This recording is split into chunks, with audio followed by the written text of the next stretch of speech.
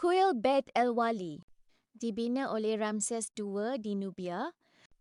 Tetapi bahagian paling menarik ialah relief berwarna di dalamnya.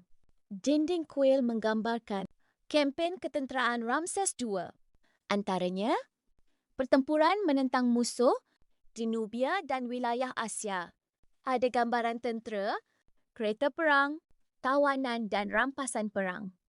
Yang lebih mengagumkan, relief ini memberikan gambaran tentang bagaimana Ramses II mahu pemerintahannya dilihat. Kemudian, pembinaan empangan Aswan mengancam kawasan kuil. Kuil Beit El Wali akhirnya dipindahkan ke lokasi baharu. Batu-batunya dipotong dan disusun semula supaya relief bersejarah itu dapat diselamatkan.